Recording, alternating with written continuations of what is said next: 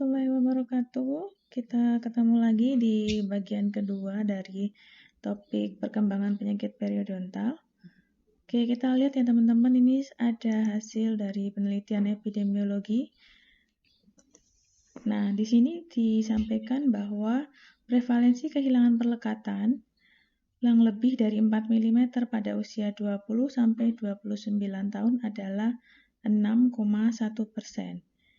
Jadi di sini melihat hubungan antara usia dengan kehilangan perlekatan ya.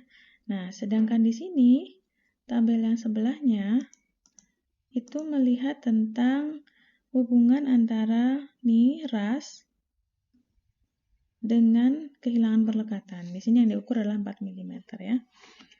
Nah, diketahui bahwa prevalensi kehilangan perlekatan lebih dari 4 mm pada non-Hispanik adalah 38,6%.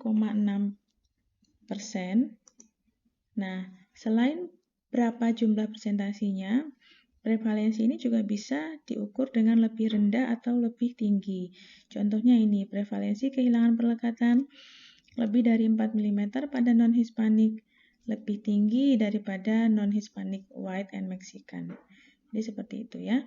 Dari tabel ini kita bisa lihat bahwa perkembangan penyakit periodontal itu juga disebabkan oleh usia dan ras. Nah, lalu bagaimana dengan tabel yang ini?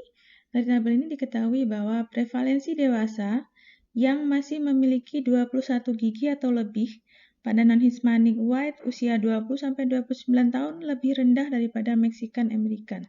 Jadi untuk mengetahui perkembangan penyakit periodontal, selain kita melihat tanda-tanda penyakitnya, kita juga bisa melihat berapa sisa gigi yang ada di rongga mulutnya, seperti itu ya. Nah, sekarang bagaimana perkembangan dari penyakit periodontal itu sendiri? Ada dua teori, yaitu yang pertama teori continuous progression.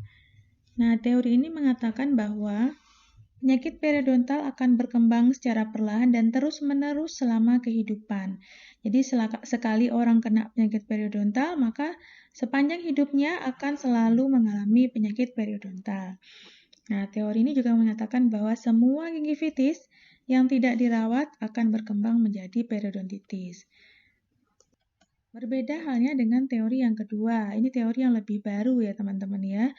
Nah, di teori ini disampaikan bahwa penyakit periodontal itu memiliki periode aktif dan inaktif. Makanya seperti ini. Jadi ada periode inaktif, lalu aktif, meningkat lagi, terus inaktif lagi, lalu aktif lagi, seperti itu ya. Nah, di teori ini juga dituliskan bahwa kerusakan jaringan periodontal itu tidak terjadi bersamaan dalam satu waktu. Jadi dalam satu rongga mulut, bisa aja kaninusnya lebih rusak, bisa aja premolarnya lebih rusak, dan seterusnya ya. Nah, itu ada beberapa teori ya. Kalau menurut kalkulus teori, semua penyakit periodontal itu disebabkan oleh adanya deposit kalkulus. Seperti itu. Jadi, kalkulus deposit ini yang memegang peranan penting. Nah, sedangkan menurut bakterial teori, bakterianya yang berperan penting menyebabkan penyakit periodontal.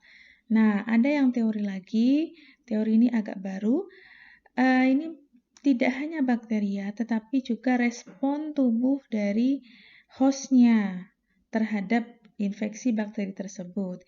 Jadi kalau hostnya kuat ya nggak masalah gitu. Kalau hostnya rentan, ya bisa jadi lebih parah seperti itu ya. Nah, berdasarkan teori-teori ini, faktor resikonya sudah teridentifikasi ya. Yang kalkulus teori berarti faktor resikonya kalkulus.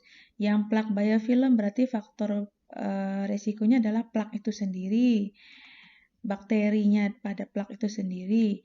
Nah, yang teori host bakteria berarti ada macam-macam faktor resiko yang akan mempengaruhi interaksi dari bakteri, host respon, dan faktor risiko yang lain. Nah, cara pengendaliannya juga macam-macam.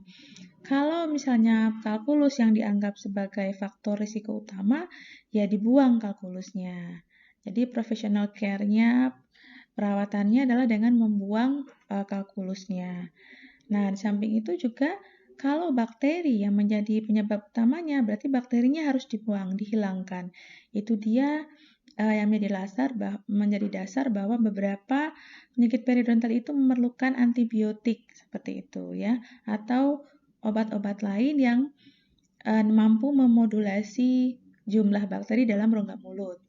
Nah, kalau misalnya diketahui faktor primernya itu adalah bakteri, kemudian host respon, dan faktor lainnya, ya berarti semuanya itu harus dikendalikan. Seperti itu ya.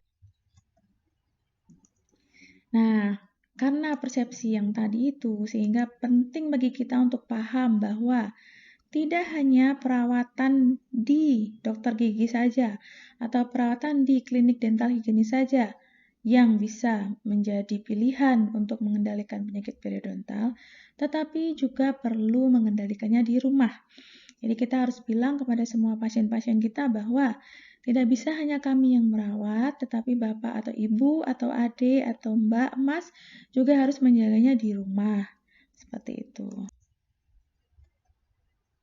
Lalu kemudian ada beberapa teori tentang risk factor ya. Ada yang bilang risk factor itu hanya membuat dia lebih parah. Ada yang bilang dia memang menentukan seperti itu. Nah, tapi yang selama ini banyak penelitiannya yang sudah diakui itu, ada faktor bakteria tertentu, ada merokok, dan ada diabetes yang dianggap sebagai faktor risiko utama atau Nah, ada juga yang membedakan faktor risiko ini menjadi faktor risiko lokal dan faktor risiko sistemik. Nah, faktor risiko lokal yang sudah ada di rongga mulut itu sendiri adalah plak atau lapisan biofilm bakteri itu. Yang kedua, kondisi oralnya masing-masing. Misalnya salivanya kental atau salivanya kurang, antibodinya dan lain-lain. Nah, yang terakhir adalah merokok. Nah, merokok di sini dianggap sebagai faktor lokal. Sedangkan faktor risiko sistemik yang sudah terbukti ada kaitan erat dengan periodontitis adalah diabetes mellitus. Oke, ini adalah referensi yang dipakai. Ya, silahkan kalau mau membaca lebih lanjut, bisa membaca ini ya. Kalau ada saran atau pertanyaan, bisa dituliskan di kolom komentar atau hubungi langsung via Instagram juga boleh. Semoga bermanfaat. Assalamualaikum warahmatullahi wabarakatuh.